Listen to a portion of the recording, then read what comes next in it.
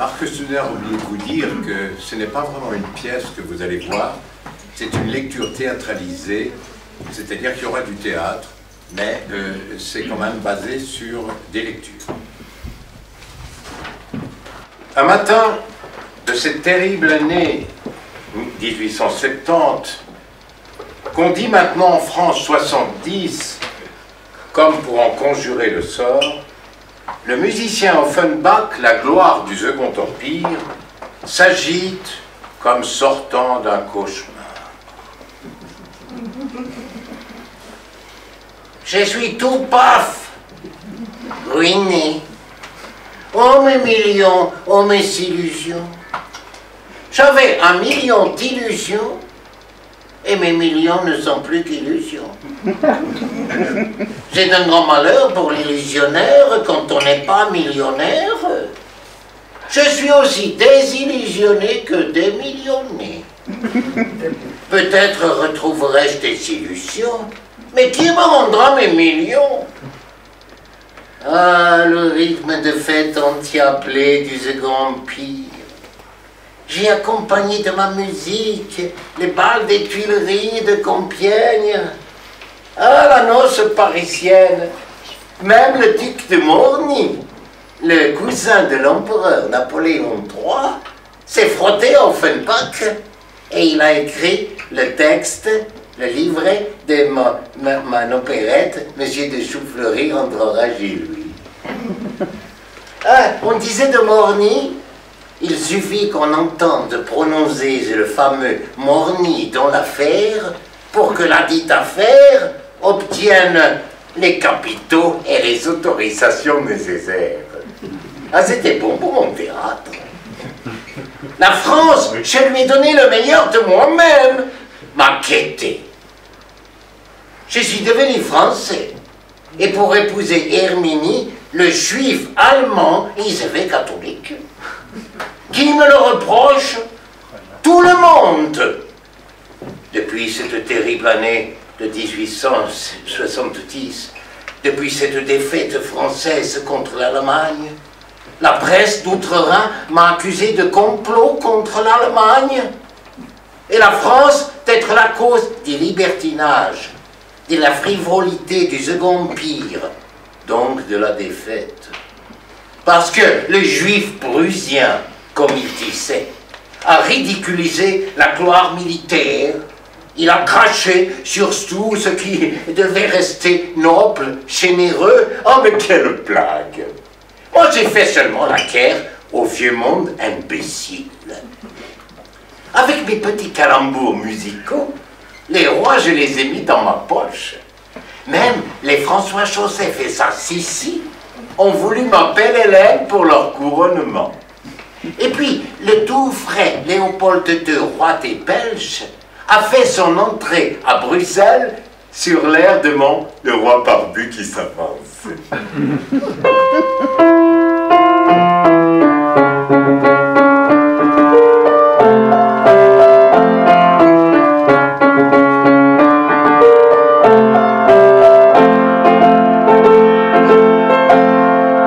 Ah, ma grande duchesse de Gerolstein, même le pape Pie IX, que disgrazia!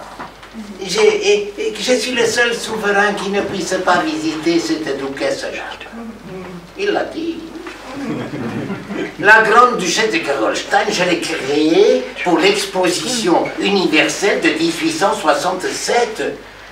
L'empereur, très malade, n'a pu la voir qu'au prix d'un traitement de cheval. J'aurais pu prendre les noms de la politique pour mes opérettes. Tenez par exemple Palikao, les premiers ministres, Loulou, les princes impériales, et Plom Plom, le cousin Bonaparte de l'empereur. Tenez, écoutez l'air du général Boum. Il dit la joie de vivre sous le Second Empire.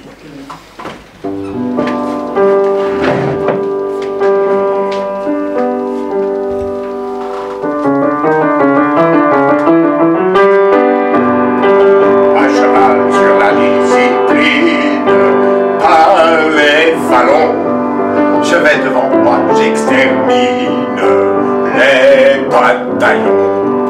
Le plus fier ennemi se cache dans mon peloton.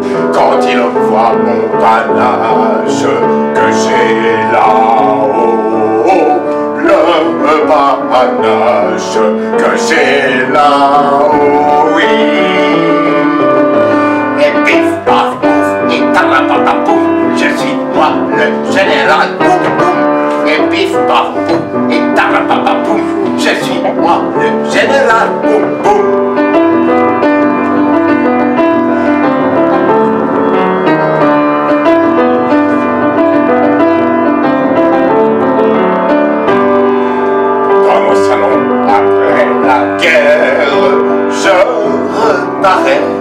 Et la plus belle pour me plaire se met en frère. Elle caresse ma moustache en souriant. À ce moment-là, mon panache est fort gênant. Mon panache est fort gênant, oui. Et pif, paf, pouf, et tarapapapoum, je suis moi le général, boum boum. Et pif paf pouf, et tarapapapoum, je suis moi le général, boum boum.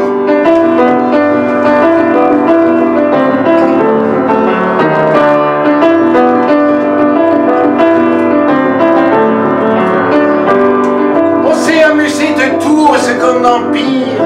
J'ai procardé la religion avec Orphée aux enfers, l'amour avec ma belle Hélène, et la guerre et l'armée avec la grande duchesse de Gerolstein.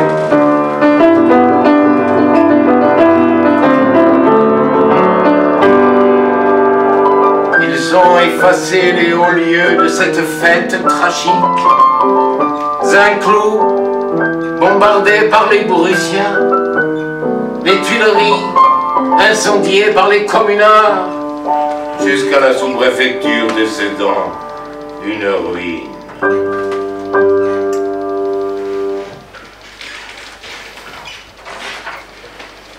Ah, voici Napoléon III qui s'adresse à Dufour. Il a un souvenir d'Algérie sur la tête.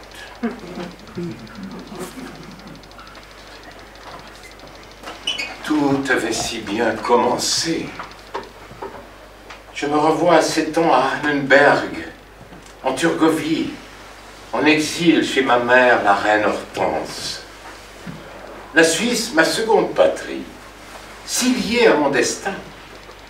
Plaisir, les pêcheurs des bords du lac de Constance et les paysans me tutoyaient. Et le Parlement turgovien me fera citoyen d'honneur eu égard à mon engagement social et économique. La Suisse, terreau des amours de ma famille, au pluriel. De mes amours avec les gentilles turgoviennes et les amours de ma mère. En 1910, ma mère n'est plus reine de Hollande. Elle ne se sent plus l'épouse du frère de mon oncle Napoléon Ier. L'année suivante, cher Dufour, chez vous, à Saint-Maurice, ma mère tombe folle amoureuse de Charles de Flahault, un aide de camp de Murat, fils illégitime de Talleyrand. Elle donnera naissance à un bâtard, mon demi-frère, le duc de Morny. De Morny on disait, et lui disait lui-même, dans ma lignée, nous sommes bâtards de mère en fils, depuis 3 générations. Je suis arrière-petit-fils de roi, petit-fils d'évêque, fils de reine et frère d'empereur. Cher Dufour, ami fidèle, j'ai 12 ans, ma mère vous demande d'être mon tuteur. Vous refusez, mais je ne vous en tiens pas rigueur. À 22 ans, j'entre à l'école militaire de Thun et je vous ai comme professeur.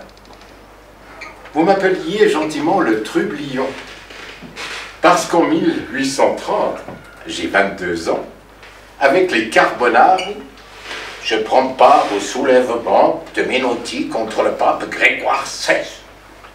Ah, cher Dufour, vous souriez à ce moment-là de mon accent suisse-allemand. Et à votre exemple, je me corrigeais.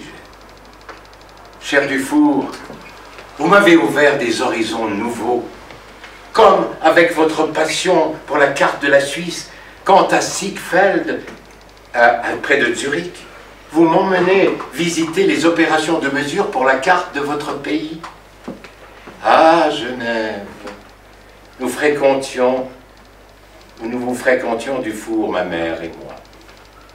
En 1937, j'ai 29 ans, je vous cause du souci. Après mon coup d'état manqué de Strasbourg, je vis en exil aux États-Unis. Le trublion brave l'interdiction de revenir en Europe pour voir sa mère mourante. Le gouvernement de Louis-Philippe réclame mon extradition, l'extradition de la Suisse. La Suisse refuse. La France vous menace Dufour d'une intervention armée. Le trublion s'installe en Angleterre et ma maîtresse, la riche Miss Howard, met sa fortune au service de mes ambitions. 10 ans plus tard, cher Dufour, j'ai admiré vos commandements lors de la guerre du Sonderbund. Et peut-être que votre goût de la paix, vous me l'avez transmis.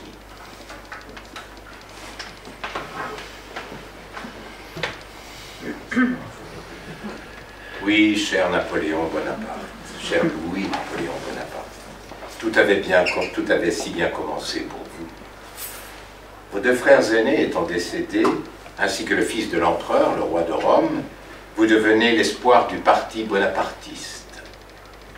J'avais de grandes espérances pour vous.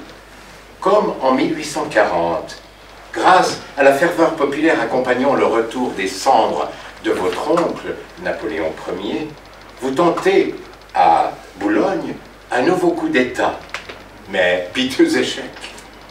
Vous êtes alors enfermé à la prison perpétuelle et enfermé au terrible fort de Ham dans la Somme.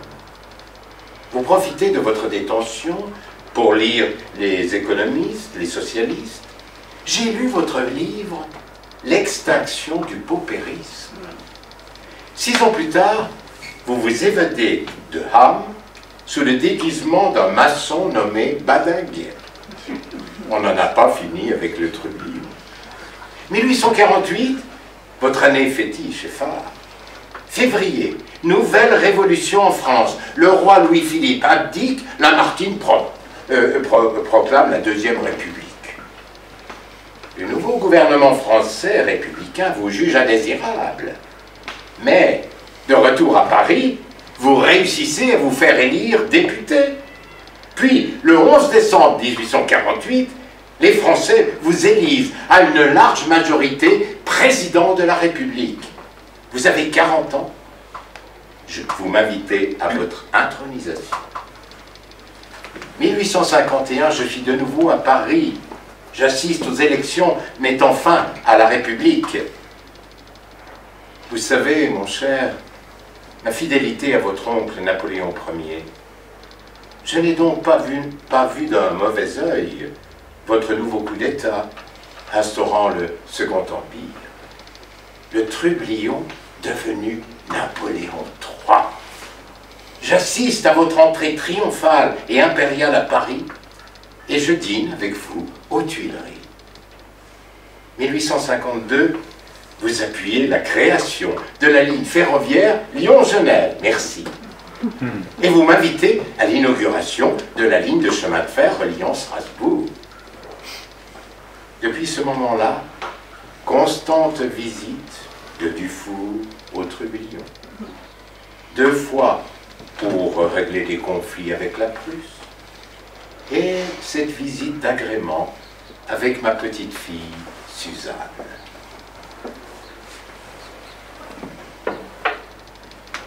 J'en appelle aux historiens. Il y en a dans la salle. Oh, je les entends. Les uns critiquant, discréditant le Second Empire et Napoléon III, et d'autres plus nuancé, relevant ses mérites, ses succès.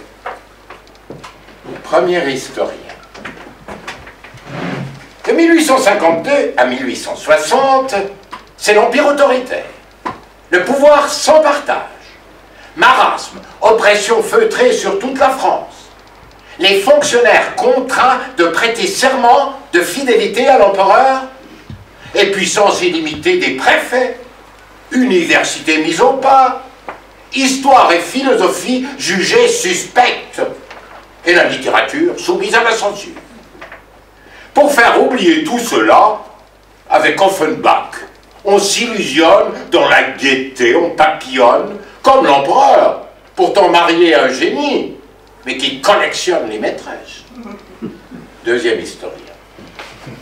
Mais les Français, excédés par les excès des révolutions, aspirent à la paix. Et Napoléon III la leur donne, cette paix, avec la stabilité et le développement économique. Premier effet, vogue des stations balnéaires, grands travaux dans Paris de Haussmann, industrialisation de la France, qui s'accompagne de la fondation de grands établissements de crédit, de la modernisation des transports, 3100 km de voies ferrées. Progrès du commerce, création des grands magasins comme le Printemps ou le Bon Marché, échanges internationaux, stimulés par les expositions de 1855 et 1867. Et le commerce extérieur passe de 1 milliard en 1848 à 6 milliards et demi en 1870. Le chômage diminue, les salaires augmentent, les ouvriers en profitent. Mais la grève leur reste interdite. Vous oubliez la voix vengeresse de Victor Hugo dans Les Châtiments, qui forgera une nouvelle génération républicaine. Votre Victor Hugo, traitant l'empereur de Napoléon, de pourceau dans la cloaque. Pourquoi tant de haine? Parce que l'empereur lui a préféré Fallou au ministère de l'Éducation. L'académicien Alain Lecaux s'adresse ainsi à Hugo par-delà la tombe. Avec l'infini respect que je vous porte, j'affirme que la haine vous va mal. Mes chers grands hommes, les historiens ont travaillé. Ils ne vous ont pas donné raison. Ils en sont depuis une vingtaine d'années à, non pas réhabiliter Napoléon III, mais à donner de sa personne une image plus conforme à l'histoire. Il aurait fallu plus d'un siècle pour que l'empereur apparaisse tel qu'en lui-même, débarrassé de la légende noire dont avait affublé son impitoyable adversaire Victor Hugo. Premier historien. Vous oubliez que Napoléon III a renié ses intentions pacifistes en usant de la gloire militaire pour le prestige de son empire. Il foule aux pieds les traités de 1815. Par les armes, il veut imposer le principe de souveraineté des nationalités en Roumanie et en Italie, à Marengo et à Solferino. Mais il obtient que l'empereur François-Joseph cède l'Autriche, de l'Autriche la Lombardie. Et le traité de Turin permet à la France de récupérer Nice et la Savoie. Allez-vous noircir maintenant l'empire libéral devenu en 1860, alors que des délégués républicains siègent à l'Assemblée? Empire libéral, l'attentat d'Orsini contre l'empereur est considéré comme un complot républicain. La loi de sûreté générale, alors, donne droit au despotisme impérial d'interner et de déporter sans jugement les condamnés politiques. Le prestige se lézarde, même du côté des industriels, qui voient tomber leurs barrières protectionnistes parce que l'empereur a fait un traité de libre-échange avec l'Angleterre. Et ce qui l'incite à réaliser ce qu'il appelle son empire populaire ouvrier, en réalisant la paix civile, en supprimant la loi de sûreté générale, en accordant le droit de grève, la liberté de presse et de réunion. sous la pression du républicain. Ah, des demi-mesures que l'empereur a l'air de se faire arracher. Et c'est le début du déclin, rendu plus manifeste encore par la politique extérieure de Napoléon III. Et l'acquisition de la Nouvelle-Calédonie, la présence au Sénégal, la conquête de la Cochinchine par la prise de Saigon et le traité de Hué, et la protection des chrétiens de Syrie, et l'encouragement au creusement du canal de Suez. Prestige international, rehaussé de rêves exotiques, de victoires auréolées et grandioses, comme avec la lamentable expédition du Mexique, elle terminée par l'exécution du pauvre Maximilien. Et en Méditerranée, la conquête de l'Algérie s'achève en 1857 par la pacification brutale de la Grande Kabylie.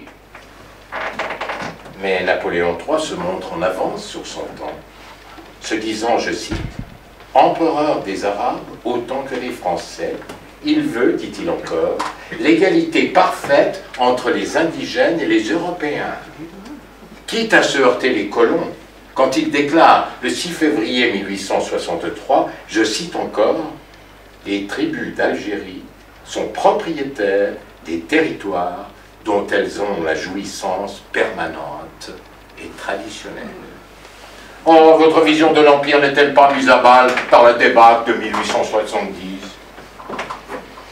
Donnons la parole à Nicolas Chaudin, à son livre « L'été en enfer ». En quelques semaines, tragique fin d'un souverain à qui tout souriait. Écoutez, vous serez peut-être convaincu de l'humanité de Napoléon III. Le tournant de 1870.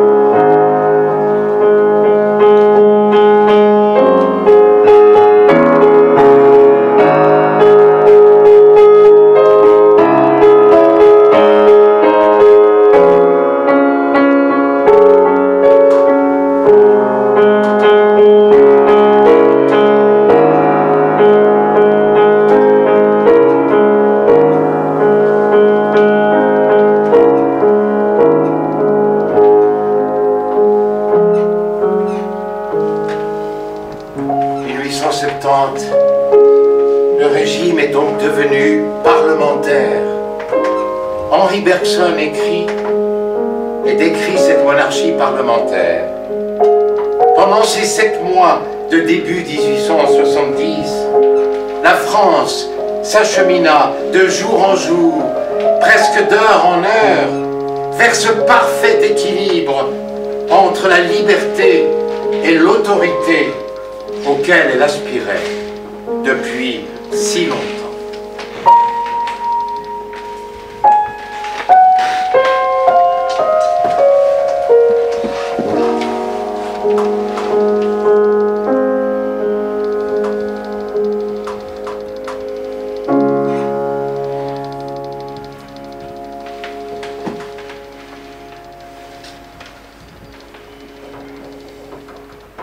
Le plébiscite de mai 1870, cet appel au peuple, a obtenu pour l'empereur un succès inespéré.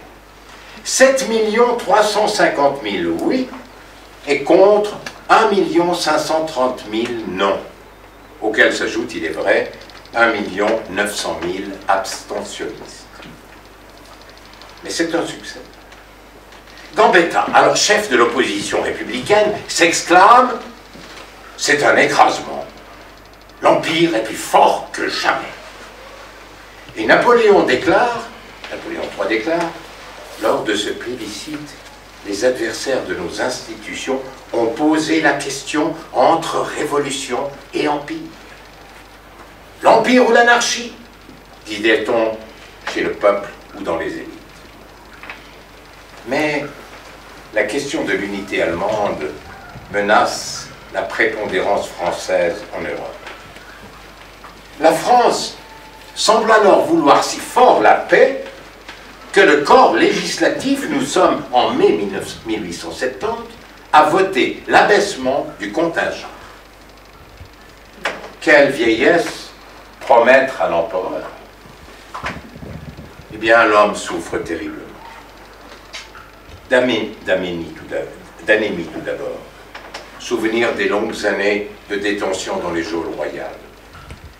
Avec les années, les malaises se sont multipliés, ils gagnent en intensité. Les crises s'accompagnent de migraines insoutenables, de névralgie, de sciatique, de troubles digestifs, d'hémorroïdes. Le visage ne se dépare bientôt plus de ce teint blafard qui frappe tant les contemporains. Déjà, en 1864, un violent accès de douleur dans le bas-ventre laisse supposer la présence d'un calcul vésical. 1866, une série de crises particulièrement douloureuses confirme la présence d'une pierre dans la vessie. Les années passant, les intermèdes de rémittance raccourcissent, le progrès du mal altère la prestance générale. Les souffrances qu'endure l'empereur sont telles qu'il renonce à monter à cheval sa passion. Sa démarche est hésitante, sa stature amoindrie. Tout semble s'éteindre chez ce malade qu'on assomme de pilules et de potions, autant dire d'opium. De ces médications lénifiantes, strictement analgésiques, résultent de véritables pannes, le coma presque. On a bien subodoré le mal, encore faudrait-il le diagnostiquer. Seulement, l'impératrice tient les médecins pour des médicastres, des fainéants engraissés à la crédulité de leurs patients. On se remet donc au charlatanisme du premier magnétiseur venu. Mal soigné, le mal s'aggrave brutalement au cours de l'été 1869. L'empereur ne décolle plus de sa cheminée alors que le soleil écrase les terrasses de Saint-Cloud. Il grelotte. La nuit, le malheureux crie, délire dans son sommeil, en proie à des souffrances intolérables qui le font se tordre comme un ver et pousser des cris perçants. L'empereur, se pressant le bas-ventre, confie à son secrétaire particulier « Je sens là comme un paquet de pointes d'épingle qui m'enlève toutes mes forces. » Un tel délabrement laisse entrevoir de lourdes conséquences. L'impératrice s'en inquiète, moins du reste pour la vie de son mari que pour le trône de son fils. Lors du dénouement de la crise de succession au trône d'Espagne, qui a miné l'antagonisme franco-allemand, Guizot proclame « Nous tenons la paix, nous ne la laisserons pas échapper ». L'empereur a fait part de son grand soulagement. Il ne désire pas la guerre. Il affirme à la princesse de Metternich « On fera tout pour éviter que cette guerre n'éclate ». Mais l'impréparation militaire du pays ne peut échapper à l'empereur. Cette prémonition céderait le pas à un sentiment tenace plus ancien. La guerre lui fait horreur. C'est drôle pour un Bonaparte. Il répugne à verser le sang des hommes. En Italie déjà, ses généraux l'ont cru sur le point de défaillir à la vue des blessés et des cadavres atrocement mutilés à Marengo et à Solferino. Ici, naturellement, on pense à Dunant et à Dufour. Dufour a trouvé auprès de Napoléon III un soutien pour la Croix-Rouge qui va devenir international. L'empereur se sait proche de son terme.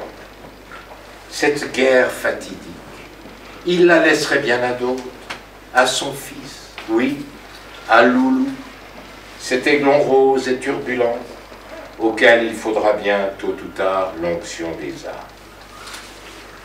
L'impératrice avait au fil des années pris l'habitude de siéger au Conseil des ministres. Ceci depuis ses deux régences, l'une pendant la campagne d'Italie, l'autre en 1865, alors que son époux visitait l'Algérie. Alors que des ministres comme Émile Ollivier avaient consenti à siéger au Conseil à condition expresse que l'impératrice n'y figure pas. Elle rêve de restaurer l'autorité de la dynastie par un regain de prestige. Elle redoute la révolution. La moindre crispation populaire l'est bouillante. Les concessions libérales, le consensus plébiscitaire d'il y a quelques mois ne l'apaise pas. Elle s'est exclamée « La guerre seule pourra sauver l'Empire ». Pour l'impératrice, il s'agit de déblayer le règne prochain de son fils, que ce soit par un succès diplomatique ou au prix d'une guerre victorieuse. Et Bismarck souffle sur les braises. Le 13 juillet 1870, c'est la dépêche d'Ems qui suscite la stupeur. Cette dépêche d'Ems est un imbroglio diplomatique dont la France est censée être victime. C'est Bismarck qui en est la source, le rédacteur, l'expéditeur. Conscient de la supériorité militaire prussienne et désireux de parachever l'unité allemande, il souhaite que la France déclare la guerre pour placer la Prusse dans un rôle d'agresser et de faire ainsi l'Allemagne unie. Alors une clameur ébranle Paris. « À Berlin! À Berlin !» Le journal Le Pays épingle les pacifistes. Ces Français dégénérés. L'empereur dépassé avance in extremis l'idée d'un congrès européen qui réglerait le différend. Et le corps législatif vote dans la fièvre des crédits militaires. Et monte sur Paris et la France un crescendo lamentable. Que c'est beau, la guerre à Berlin. Juillet 1870, Saint-Cloud.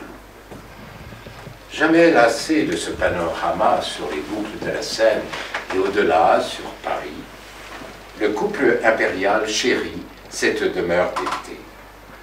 En dépit de son insigne passé, malgré les fastes de sa galerie d'Apollon, où glissent encore les fantômes de Napoléon Ier et de Marie-Louise, voire de Marie-Antoinette, le palais dispense les langueurs précieuses d'un séjour d'agrément. Chacun y a façonné le refuge de son intimité, lui en acajou et en bronze doré de l'autre empire, elle à force d'indienne et de chintz, de damas, de mousseline de Mossoul, de bout de soie, de marceline rose, partout l'on bute contre des crapauds et des pauvres capitonnés à pompons, à franges, à surplis. C'est encore un palais d'été à 1000 lieues de Compiègne, où l'on ne songe qu'à rire et à chasser, et aux antipodes de Biarritz, où l'on barbote entre deux poêlées de champignons à l'ail. Et On y gouverne. Il semble que la fièvre gagne ce Parnasse casanier. Les antichambres grouillent maintenant d'une foule omnibulée. Ce n'est plus une demeure, c'est un ministère. On ne goûte plus de quiétude que sous les marronniers et les tilleuls taillés en terrasse. L'empereur se retire donc sous ces ombrages bienfaisants. On l'y promène plutôt. On lui compte les pas. Le pauvre homme est en âge. Voilà des mois qu'il semble fondre.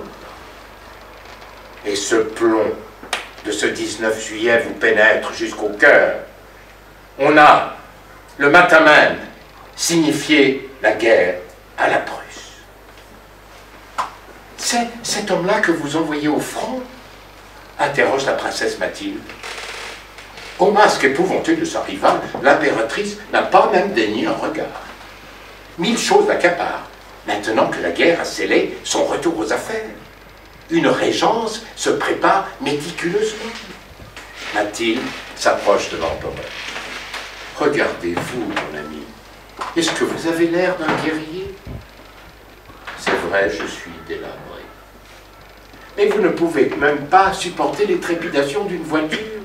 Comment ferez-vous le jour de la bataille? L'empereur tourne alors ses paumes vers le ciel, en signe de soumission, et murmure: c'est la fatalité. Il ne cesse de l'invoquer, la fatalité. Mais, cette fois, l'agenda des derniers jours peut l'autoriser à pareille faiblesse. Le 30 juin, le Premier ministre Émile Ollivier assure les députés d'un long intermède de paix. Mais le 2 juillet, en Allemagne, la candidature Hohenzollern au trône d'Espagne rallume les mèches. L'impératrice, elle, ne courait pas le risque d'une opération de la vessie pour ôter le calcul de son mari. Elle préférait ce mari mort plutôt que mourant. Et elle, régente, plutôt que spectatrice, impuissante de la trop longue agonie du rêve. Ce n'était pas tant son état de santé qui préoccupait l'empereur, que la responsabilité du déclenchement des hostilités dont l'Europe entière voulait l'accabler. Passer pour un fauteur de guerre, voilà qui le minait. Le Times résumait le sentiment général. Cette guerre, c'est l'acte de la France et l'acte d'un seul homme. Cette accusation, l'empereur l'avait prise comme une gifle. Lui, l'anglomane, parfaitement bilingue et qui lisait tous les jours le Times. Non seulement il lui paraissait injuste d'endosser seul le fardeau d'un conflit qu'il n'avait pas voulu, mais en outre, le rôle d'agresseur auquel Bismarck l'avait habilement relégué compromettait fâcheusement les appuis qu'il espérait, ceux de l'Autriche-Hongrie et ceux de l'Italie. Connaissant tout de l'antagonisme franco-prussien, l'empereur est encore assez lucide pour comprendre que Bismarck fait de cette guerre le préalable nécessaire au parachèvement de l'unité allemande. 26 juillet, veille d'armes, 1870, veille d'armes à Saint-Cloud. L'impératrice n'a Dieu que pour son fils de 14 ans, Loulou, qui partira au front avec son père et l'armée. Elle a tenu à ce que le dauphin essuie le feu, et par là même retrempe la fibre héroïque du lignage. Un Bonaparte ne se sent-il pas à la guerre comme au berceau? L'empereur, son fils et l'armée vont prendre leur quartier à Metz. La princesse de Metternich décrira cette mobilisation. C'était une débandade générale. L'indiscipline dépassait tout ce qu'on pouvait imaginer. Les malheureux officiers n'arrivaient pas à amener leur compagnie de la caserne à la gare. Les soldats restaient en chemin, s'attablaient devant des cafés, ou entraient chez des marchands de vin où on leur donnait à boire. Impossible de rassembler ces traîneurs. Le désordre humain se nourrit encore de l'indigence et de l'incurie des services techniques du ministère de la Guerre. Début août, la France alignera 430 000 hommes en état de se battre. L'Allemagne unifiée, pas loin du double. Et au front, c'est la consternation. Ainsi, les prises de bec des généraux accablent le souverain. Il a télégraphié à l'impératrice, « Rien n'est prêt. Nous n'avons pas suffisamment de troupes. Je nous considère d'avance comme perdus. » Première série de défaites, comme à Wissembourg, qui n'en est que le prologue. Les défaites simultanées d'Alsace et de Lorraine abasourdissent la France et toute l'Europe. Sur le front, la situation prélude à la débâcle. Un conseil de guerre se réunit d'urgence. Déjà, Napoléon III songe à un repli général en direction de Châlons afin de barrer la route de Paris aux Prussiens. Le prince Napoléon, Jérôme Napoléon, dit Plomb-Plomb, cousin germain de Napoléon III, ne se gêne pas à lui. L'Empire me semble très malade. Il faut penser à bien tomber. Le meilleur parti est encore de se retirer sur Paris. La dégradation de l'état de santé de Napoléon III devrait de toute manière emporter la décision. Le malade sombre dans une déchéance qui frappe d'effroi tous ceux qui l'approchent. Les 9 heures de voyage en train avaient compromis les bénéfices de rémitance. Les angoisses et les premières chevauchées les ont réduits à néant. L'empereur a éprouvé de telles difficultés à descendre de cheval qu'une fois pied à terre, il a dû s'appuyer longuement contre un arbre. Avec ses généraux, on dirait un vieillard affalé, feignant d'examiner les cartes, incapable de répondre aux questions et gémissant. « Je souffre trop, je n'en peux plus, laissez-moi. » À Paris, on informe l'impératrice régente des premières défaites, du retour nécessaire de l'empereur souffrant à Paris. Elle s'insurge. La seule place de l'empereur est à l'armée.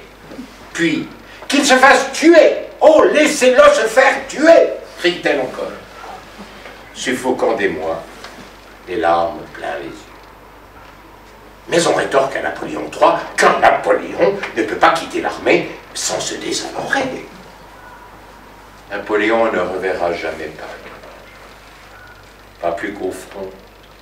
On en veut maintenant aux Tuileries. Le 9 août, le Parlement se réunit en séance extraordinaire. Les républicains réclament la déchéance de la dynastie et la menace d'un coup d'État plane. L'impératrice régente voit son autorité de principe s'amenuiser d'heure en heure. Les cartes se redistribuent dans son dos. Elle s'était opposée au retour du monarque vaincu afin de conserver les rênes du pouvoir et, croyait-il, un trône à son fils. Alors que la Révolution paraît suspendue sur Paris, la régente a formé son gouvernement sans qu'à aucun moment Napoléon III ait été consulté. Cette responsabilité qu'elle a prise d'autorité, le règlement de régence ne la lui déléguait pas. Napoléon III, tout de même informé, aurait dû donner de la voix. Il se borna à marmonner. Il perd de la tête à Paris. Ce n'est pas en pleine tempête qu'on change de pilote et d'équipage. Alors, sans que l'empereur eût son mot à dire, on destitua Leboeuf, qui est le général des armées, au profit de Bazaine, qui devint le généralissime des armées et qui avait la faveur du peuple. Napoléon III avait conclu, mon pauvre Leboeuf, nous sommes destitués, tous les deux. Mais que lui restait à faire à ce monarque dessaisi du bâton de commandement? Rentrer et récupérer le sceptre? Eh bien non, interdit de séjour aux Tuileries par sa femme. Ne pouvant se maintenir à Metz, Napoléon III se résigna à partir, momentanément pensait-il. Partir, mais où? C'est-à-dire, oui, peut-être, pour l'arrière, pour Châlons. Il ne quitterait cependant pas le front sans intimider cet ordre capital. Replier l'armée de Lorraine sur Verdun, d'où elle perdrait sa jonction avec l'armée de MacMahon, accourue de Châlons. L'ordre, le dernier d'un empereur, ne manquait pas de bon sens. Mais Bazaine, lui, tergiversait. On le lui reprochera. Ce fut donc un mirage de majesté qui, sous les obus, quitta le front pour l'arrière. Ce dimanche 14 août, veille de la Saint-Napoléon, qu'on a jusque-là fêté avec tant de pompe, cette jonction des deux armées ne s'exécute pas sans désordre. Une crue de la Moselle la retarde encore. Postée à portée de canon, les Prussiens n'entendent qu'en faire une bouchée. À Paris, des activistes emmenés par Auguste Blanqui prennent d'assaut la caserne des pompiers, les pompiers étant alors assimilés à des soldats. Mais les assaillants sont dispersés, l'affaire en reste là, et la population n'a pas bougé. On court à avertir la régente aux Tuileries. On entre maintenant au palais comme dans une gare. Plus de chambellans, de huissiers. L'essaim des dames d'honneur volatilisé. La souveraine est recluse dans son cabinet. Le récit de la petite révolution sur Paris de l'alarme montant. Dans la nuit pourtant, tableaux et objets d'art prennent le chemin des provinces de l'Ouest et ils échapperont ainsi au bombardement fatal de l'automne suivant. Le 13, la régente se fait établir en passeport britannique. Les dames de sa suite se présentent chez la princesse de Metternich à Bouval, chargées de paquets. Ce sont les joyaux de la régente. Diamants, diadèmes, parures. La valise diplomatique finira par achever ce trésor vers l'eau. Ce dimanche 14 août, encore à Metz, Napoléon III assiste à la messe dans la cathédrale Saint-Étienne, flanqué du prince impérial et de Plomb. Mais la ville est déserte, les Messins ont déjà quitté la ville.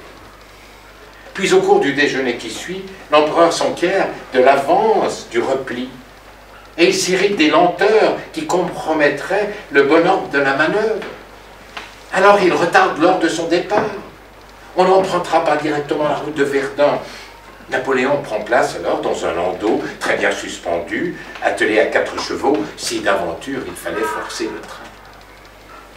À côté de cet homme abîmé, drogué de médecine, en proie à d'obscurs tourments, resplendit un astre de jouvence, rose et blond, sous l'uniforme des grenadiers de la garde, le prince impérial, exhibant sans phare son adolescence effarée.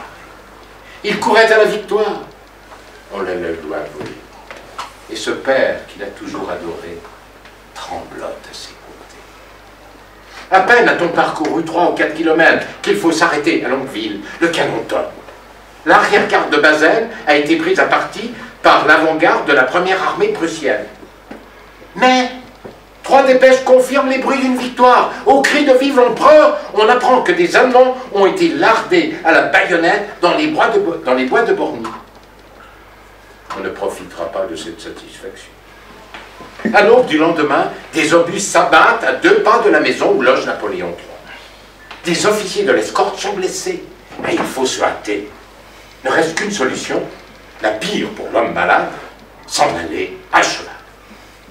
Accompagné d'une escorte réduite, Napoléon III, son fils et le cousin Plomplon progressent difficilement, plus que 10 kilomètres, mais le malade n'y tient plus.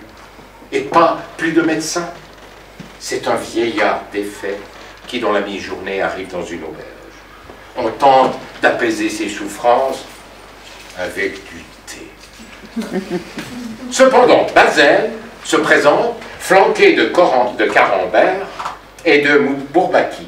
L'espace d'un instant, on s'abîme dans l'ivresse de la victoire de Borny. Mais l'empereur, lui, a compris que la bataille de Borny n'est qu'une manœuvre de retardement de l'ennemi. Il sait bien que les Allemands envelopperont l'armée de Bazaine, lui interdisant toute retraite. Le lendemain, en pleine nuit, l'empereur, son fils et Plomplon quittent le bourg de Gravelotte en catimini. L'attelage file à perdre haleine. Mais il se fend dans la gadoue des orages de la veille. Chaque choc déchire le fuyard qui endure le supplice. Sa voiture n'a pas parcouru 10 lieues que le canon tonne et inaugure une nouvelle boucherie. Ce 16 août, l'empereur n'exerce plus d'empire sur rien. Maintenant, on le jette dans le premier train venu, un tortillard avec seulement des voitures de 3e classe à banc de bois. On a beau y avoir mis des coussins, 3 heures et demie de secousse sous la canicule ont rompu le malade. Mauvaise surprise. Il tombe sur le général Trochu qui avait critiqué l'état de l'armée française en 1867. Trochu, proche de Plomplon, préconise, comme celui-ci, un retrait sous les murs de Paris. Et MacMahon n'est pas loin de leur donner raison. Mais on en pique mot devant Napoléon III et son fils exténué.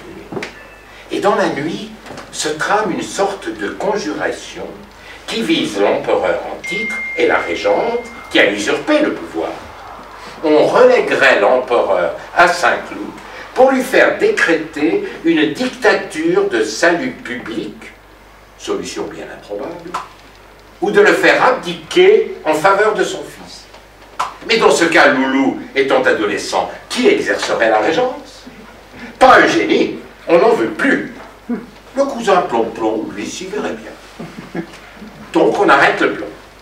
On compte sur la familiarité de Plomplon pour circonvenir le souverain désemparé. À 8 heures le lendemain, face à l'apathie de Napoléon III, courtois mais silencieux, comme étranger à la scène, on déploie des trésors de conviction et on se risque. Sire, la situation ne peut plus durer. Votre Majesté n'est plus sur un trône. C'est vrai, répond-il. J'ai l'air d'avoir indiqué. Et oui, s'emporte le cousin Plomplon. Ah mais vous avez abdiqué le commandement. À moins de passer en Belgique, il faut que vous le repreniez. Ce qui vous est impossible. Pour votre autorité sur le gouvernement, il faut rentrer à Paris. Alors que diable, si nous devons tomber, tombons au moins comme des hommes. Napoléon III lui jette un regard excédé. Puis il demande à s'entretenir seul avec MacMahon qu'il tient pour un sage. Ce maréchal a bien servi l'Empire, bien qu'on le sache, monarchiste. C'est là toute l'ambiguïté de l'entourage impérial. Napoléon III avait répliqué un jour à un donneur de leçons « Comment voulez-vous que les choses marchent dans ce pays? L'impératrice est légitimiste, Morny est orléaniste, le prince Napoléon est républicain, et moi je suis socialiste. Et il n'y a qu'un bonapartiste dans mon entourage, c'est Persigny, et il est fou. » La boutade est cruelle, maintenant que le ciel charrie ses nuées mortifères. Napoléon se laisse convaincre, et les auteurs du plan rédigent des décrets impériaux. L'empereur les signe, non sans exiger le contre-seing d'un ministre, car, dit-il, je suis souverain constitutionnel. Mais, fatal relâchement, Napoléon III, pris de remords, temporise et retarde son départ d'heure en heure. Plomplon s'acharne à convaincre les aides de camp attachés à sa personne. Trochu s'exaspère et à ses tergiversations, lui que le plan ferait bientôt gouverneur de Paris. Sur le front, Bazaine, un moment pourtant maître du terrain, n'exploite pas son avantage et ramène son armée sous les forts de Metz. Napoléon III est vaguement rasséréné. Il transmet les communiqués à son épouse, lui révélant l'imminence de son retour. La paire de gifles ne se fait pas attendre. La régente écrit « Ne pensez pas à revenir. Vous déchaîneriez une épouvantable révolution. On dirait que vous quittez l'armée parce que vous fuyez le danger. » Et Palichéo, le nouveau Premier ministre aux ordres d'Eugénie, enfonce le clou. Je supplie l'empereur de renoncer à son retour, qui paraîtrait l'abandon de l'armée. Et le prince Napoléon, le cousin Plomplon, ne désarme pas. Abdiquez, laissez agir et rentrez à Paris. Je ne puis rentrer à Paris, répond Napoléon III. La vérité est qu'on me chasse. On ne veut de moi l'armée. On n'en veut pas non plus à Paris. Le lendemain, Napoléon III écrit à Palichéo « Je me rends à votre opinion. »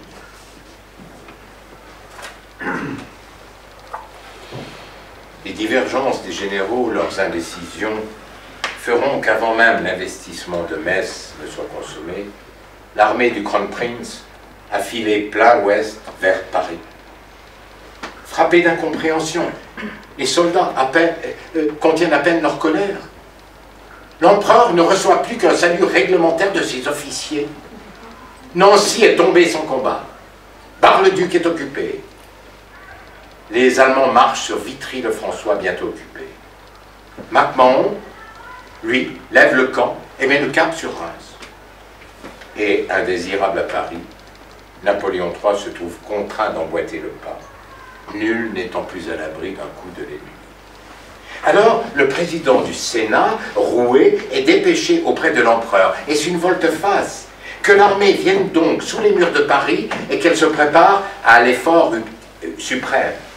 Et Rouet fait promettre à son empereur qu'il rentrera à Paris, au milieu de ses soldats. De retour à Paris, Rouet se voit remballé par le Premier ministre Palikao, qu'on le tienne pour dit par l'empereur à Paris. Alors Rouet se forge cette conviction, tout est fini. On le retrouvera le 8 septembre, s'embarquant à Calais pour l'Angleterre, dissimulé sous les oripeaux du valet de chambre de la princesse de Metternich. Au corps législatif, Gambetta déclare alors: il s'agit de savoir si nous avons fait le choix entre le salut de la nation ou le salut d'une dynastie. En refusant le retour de son mari pour ne pas compromettre le trône de son fils, la régente avait joué la dynastie contre la fortune des armes. En laissant marcher Trochu sur Paris, Napoléon III avait joué l'armée contre la régence. Le couple impérial avait péché par incohérence. Dès lors, qui du Prussien ou du révolutionnaire républicain forcerait le premier la porte des Tuileries? Quelle agonie de souveraineté! Une agonie de 14 jours, pendant lesquels les fossoyeurs de l'Empire foulèrent sa dépouille, quand celle-ci palpitait encore. Plomb-plomb, décrit MacMahon, traînant dans ses bagages la voiture impériale et ses fourgons d'intendance. Il dit: imaginez un infortuné général transportant une soupière dont il lui est défendu de répandre une goutte. L'empereur la soupière. Pour d'autres, le paquet encombrant. Pour d'autres encore, le boulet d'or. Car la marche a repris, puisque le Premier ministre Palikao a conçu un plan téméraire, une marche en flanc plein est, à contre-pied des armées allemandes, qui un peu plus, au sud, se lancent vers Paris. S'annonce une errance d'armée, une horde transhumante, que ces guides ne savent plus mener, des armées talonnées par les Prussiens qui ont interrompu leur mouvement vers Paris pour se lancer aux trousses de la soldatesque française. C'est une course-poursuite. Mais au lieu d'aller droit au but, les 125 000 hommes de MacMahon zigzaguent, lambinent, s'agglutinent aux portes des villages effarés où rien ne les attend, où les convois de ravitaillement n'arrivent pas. Alors on chaparde, on râle, la discipline gagne, les officiers peinent à contenir l'insubordination. Le cortège impérial, donc, est le plus souvent à l'écart de la troupe. C'était hier, à l'heure du plébiscite, que l'empereur parut, des cohortes s'époumonaient en viva. Aujourd'hui, sur les routes détrempées de Champagne et de l'Argonne, le lien se relâche. Les paysans se croyaient chéris du régime. Et les soldats se sentent abandonnés, déroutés, mal armés, dépenaillés, affamés. Ils se retournent contre leur père et les murmures grossissent. Quand la voiture impériale vient à passer, nul ne se lève plus. Qu'est-ce qu'il fout là? La question glisse sur toutes les lèvres. Le 28 août, sur une mauvaise route battue de rafales d'une interminable déluge, un lieutenant voit un ancien zouave ajuster son fusil sur la calèche impériale. Il se jette sur lui, le désarme. Mais que fichais-tu? J'allais descendre ce con-là, qui est cause de tous nos malheurs. Et le lendemain, à Rancourt, l'agression cette fois est publique sur l'empereur à cheval. « Attends que je lui foute une balle dans la tête !» hurle un exalté aviné. En aurait-on empêché? Démunis comme ils étaient, les soldats à demi conscients du sacrifice auquel on les menait et parfaitement lucides face quant à l'inutilité de celui-ci, les soldats de MacMahon pouvaient lire une offense dans le moindre attelage bien mis ou s'offusquer d'un uniforme impeccable de la suite impériale. Alors Zola, pour des raisons politiques, forcera le trait en parlant de la maison impériale avec, je cite, ses voitures, ses chevaux, ses cuisiniers, ses fourgons de casseroles d'argent, de vin de champagne, toute la pompe de son manteau de cour semé d'abeilles, balayant le sang et la boue des grandes routes de la défaite. Alors qu'Arancourt, le 30 août, la suite de l'empereur se réduit à 3 fourgons et non 12 comme écrit Zola. Et le luxe des uniformes qu'il décrit sont des tuniques crottées le plus souvent. Le ciel des Ardennes, lui aussi, fait la guerre en cette fin. De violents orages perturbent toute progression et affligent les constitutions les plus robustes. Napoléon III est-il mieux loti? La caravane impériale n'investit pas les châteaux. Ici, un village anonyme, là, la maison d'un pharmacien, là encore, une maison biscornue qui sert d'auberge et de bureau de tabac. Puisque tout marche à l'envers, l'armée de secours, fuyant vers les frontières l'envahisseur qui le talonne depuis le cœur du pays, on ne décharge plus les cantines. Zola parle des festins de la maison impériale, de ses débauches de nourriture. En fait de festins, les menus de l'empereur ont viré à la dînette frugale, on se contente même de pain rassis. Chaque fois que la météorologie contraint Napoléon III et ses aides de camp à se mettre en selle et à semer derrière eux leurs fourgons embourbés, il faut trouver quelque nourriture. Mais ce qu'on avait donné hier aux Français affamés, il faut maintenant en rassasier l'ogre prussien qui les harcèle. Ces prises de bouche dont on se régale à la sauvette, c'est encore trop pour Napoléon III. Sa frugalité d'aventurier idéaliste s'accommoderait d'un rien, mais son désespoir y condamne. Ces médecins, Angers et Conneau, le savent. Plutôt que de l'opium dont on infuse ses théières, il faudrait un sondage. D'ailleurs, Angers transporte avec lui sa malle d'instruments chirurgicaux. Il l'ouvrira, finalement, pour les victimes des ultimes combats. Conneau, l'ami médecin tenu au secret, ne laissera filtrer un indice de la déchéance physique que précipitent maintenant les assauts de la dysenterie. Un calvaire. Les médecins évoqueront à demi-mot les haies à l'abri desquelles le malade a cherché refuge, pris d'impatience. Quand le colonel des gardes aide son maître à descendre de cheval, soutenu par 2 domestiques, quand les officiers croisent au hasard l'empereur, ils le verront, le front perlé de sueur froide, la silhouette ratatinée. Les valets de chambre colporteront ses cris dans la nuit, ses appels incessants, ponctués d'excuses.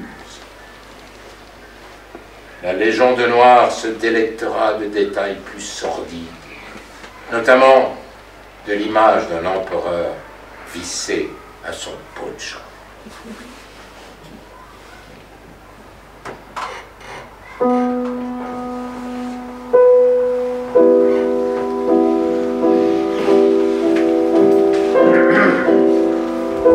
On voudrait oublier le flot d'insanité qu'une verve de renégats triomphants a pu déverser sur le vaincu de Sedan.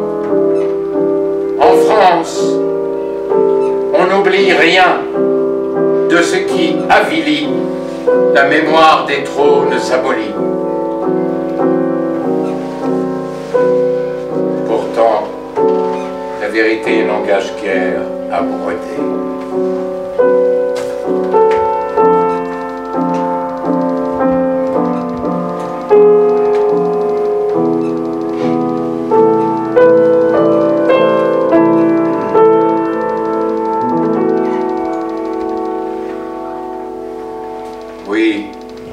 La vérité n'engage guère à broder.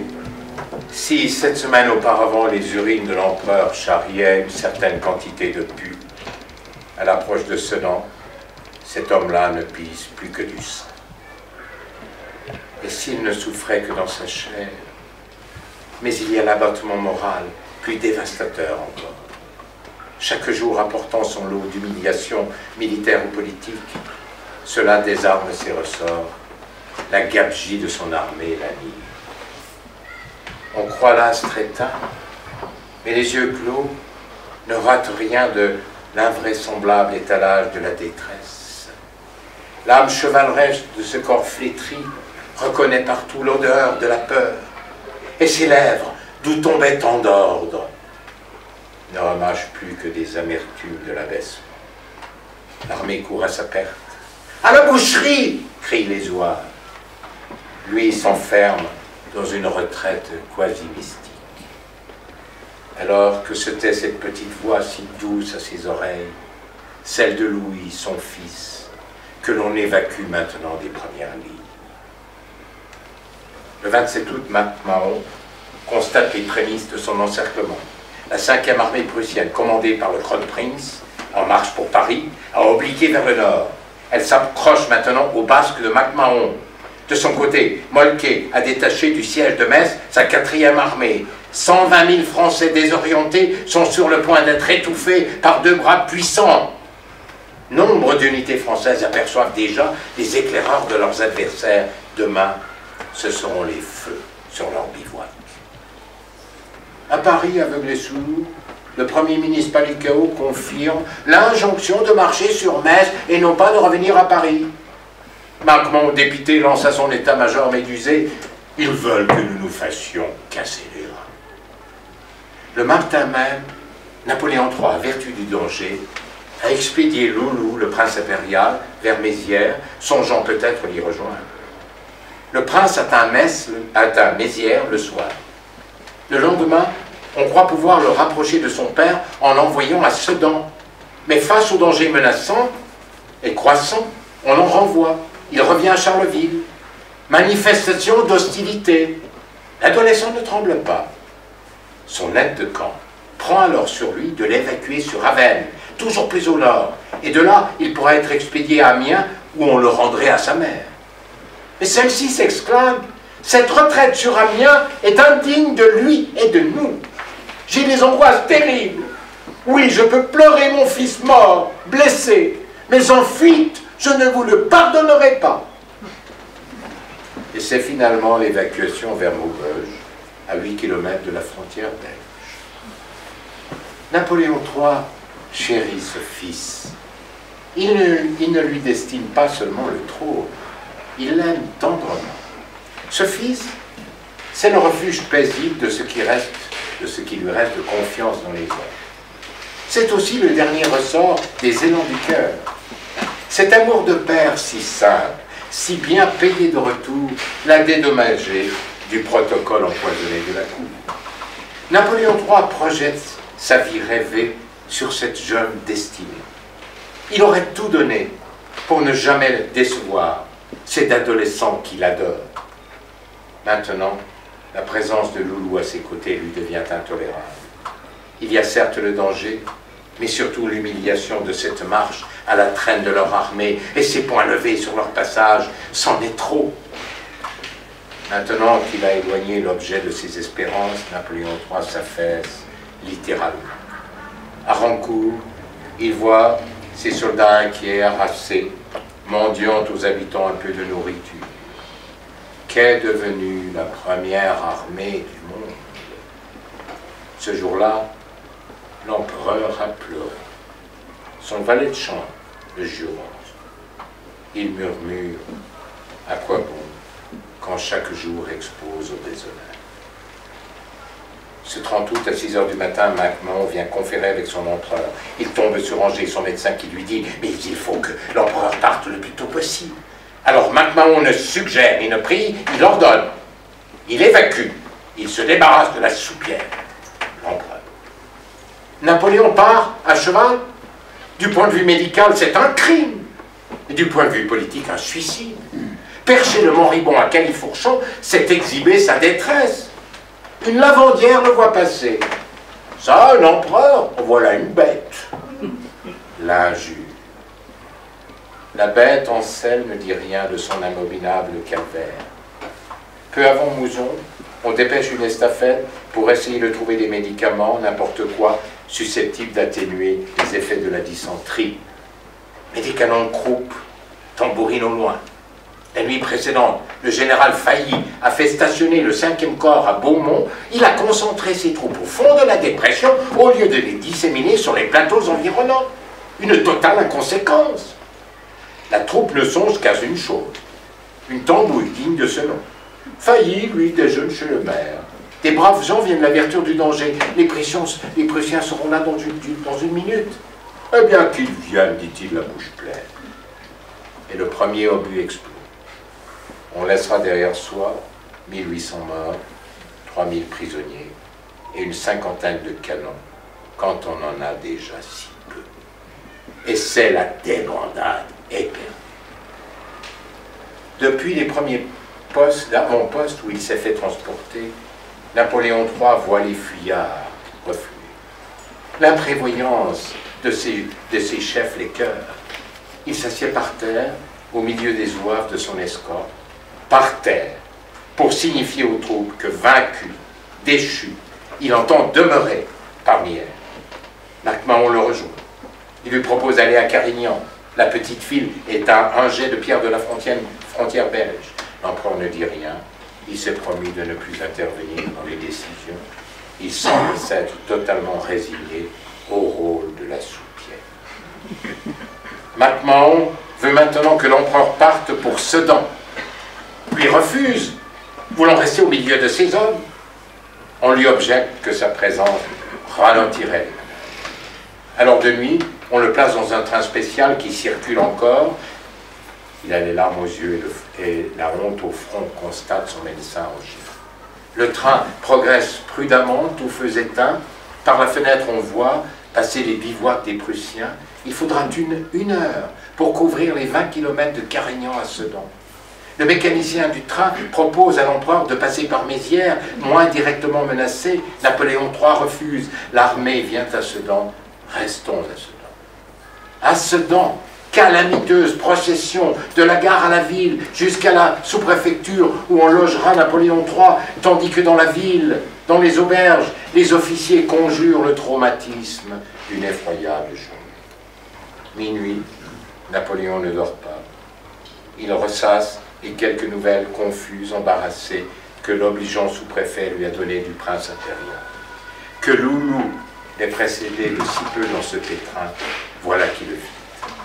Il voudrait s'abandonner aux délicieux souvenirs de son fils. Mais sur la place, les débris du 5e corps roulent leur désordre. Hommes et chevaux mêlés dans le même désarroi.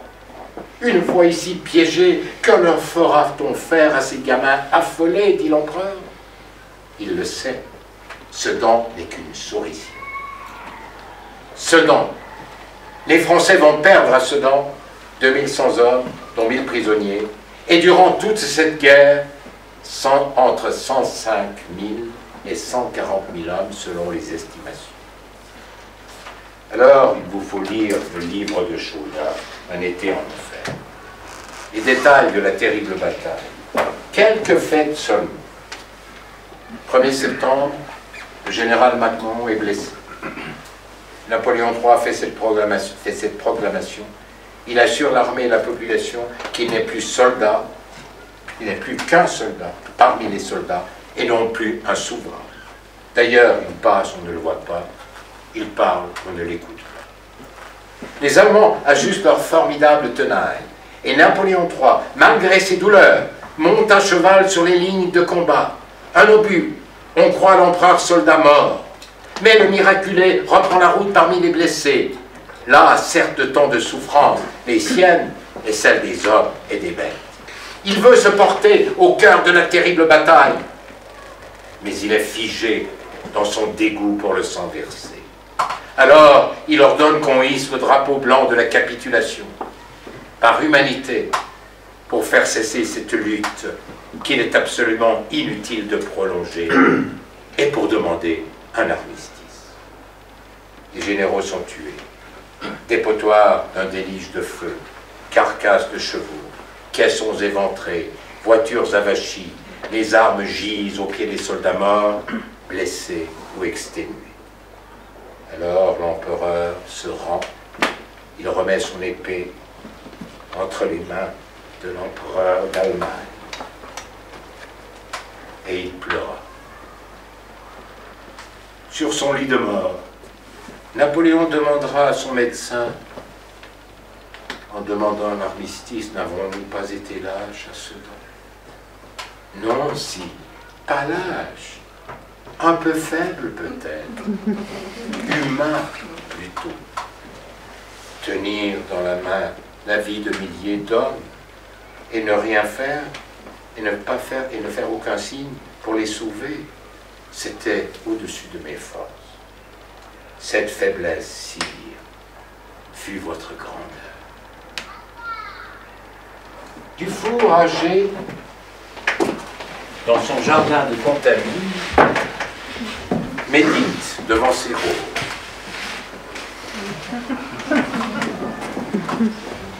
Septembre 1870. J'étais bien accablé par cette défaite de l'empereur devant Sedan, par sa capitulation et sa chute en si peu de temps. Ce n'est pas l'homme puissant que je regrettais, c'était l'ami de près de 50 ans. Mon ami Napoléon III, quelle tragique mélancolie d'une infinie grandeur.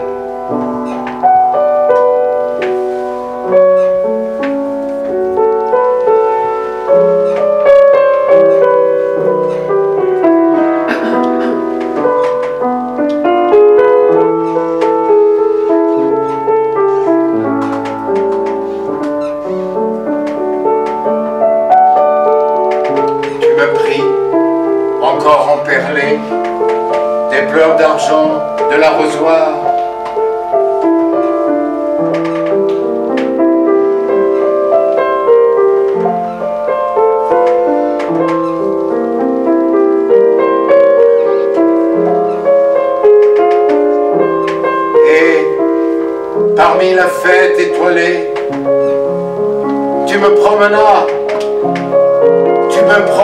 tout le soir, tu me promenas tout le soir.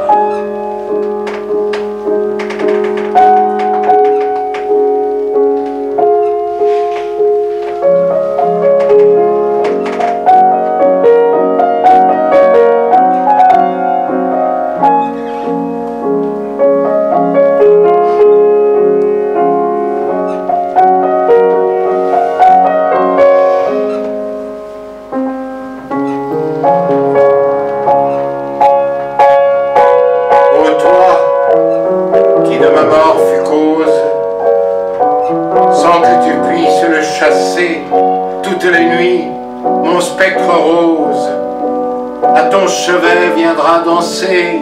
Toutes les nuits, mon spectre rose à ton chevet viendra danser.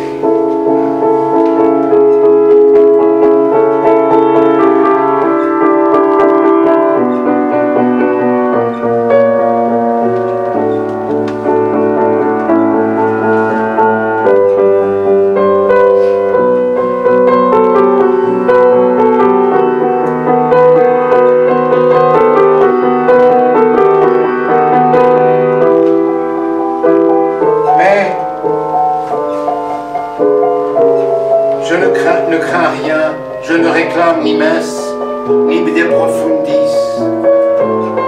Je ne réclame ni messe, ni de profundis.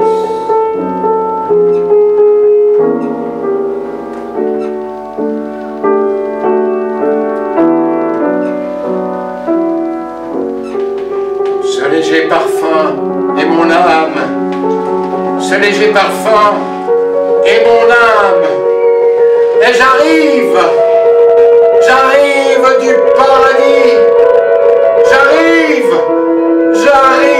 du paradis.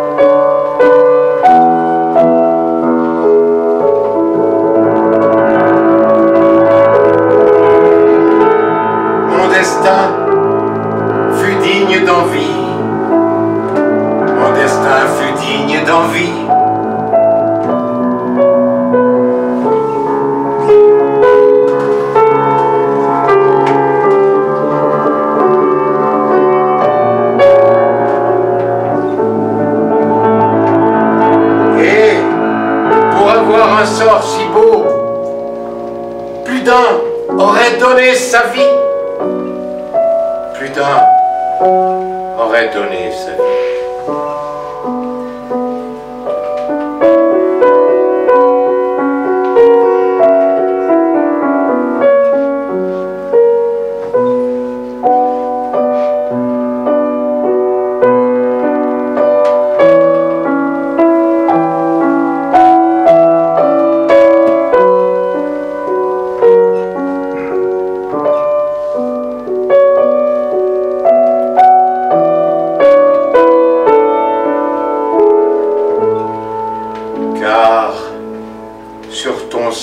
J'ai mis mon tombeau,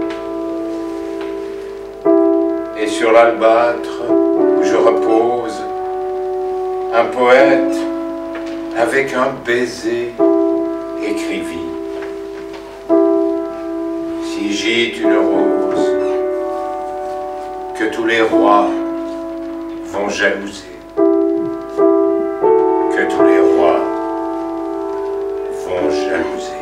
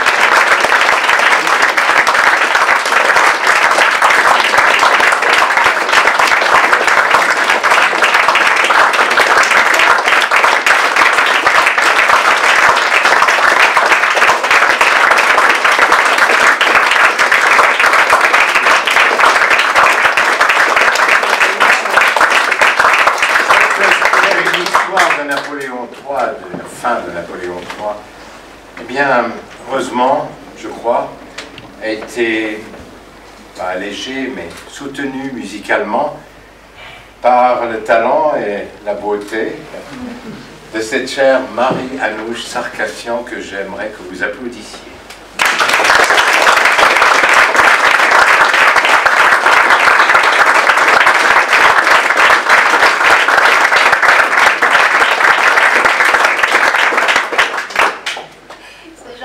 Que je voudrais vraiment remercier. Bravo, c'était magnifique. Merci.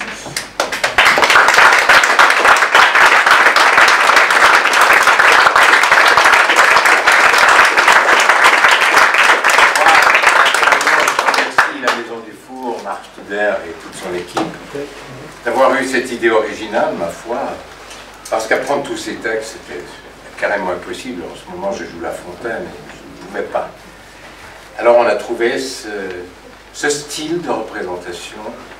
Je crois que, vous savez, d'avoir joué du four 10 ans, d'avoir maintenant été très proche de Napoléon III, je le connaissais mal, on se pose des questions que les historiens ne résolvent pas. Excuse-moi, parce que on se dit, oui, on voit très bien que l'incohérence, que les pressions, les forces, les intérêts mènent les empires, les défont et font les guerres. Mais qu'est-ce qu'on peut faire? Alors, il y a un grand poète, un écrivain merveilleux, dont je viens d'écrire un roman, qui s'appelle Vassili Grossman, qui a été le correspondant de guerre à Stalingrad, et qui montre très bien comment les régimes politiques de Staline et d'Hitler sont un miroir l'un de l'autre. Naturellement, le KGB a pris des manuscrits, et ce livre, l'auteur ne l'a pas vu publié de son vivant. 16 ans plus tard, il est imprimé à Lausanne en 1980 à l'âge d'or, en français, et c'est que sur Gorbatchev qu'a pu être lu par les Russes le livre de Grossman, qui s'appelle Destin et je ne sais plus le titre, parce que je suis... Et puis, alors Grossman dit, oui, devant l'horreur, qu'est-ce que je peux faire? Et il dit, il n'y a qu'une chose à faire, c'est des actes de bonté intimes et quotidiens. Et par là même, l'athée qu'il est, devient christique. Et le christique devient proche de l'athée dans cette espèce de communion, dans le fait qu'il faut absolument faire des gestes de bonté, éveillés, avec conscience, et il n'y a que ça qui peut, peut-être, faire avancer le monde dans la bonne voie. Que je lui souhaite, je ne serai plus là. Merci beaucoup.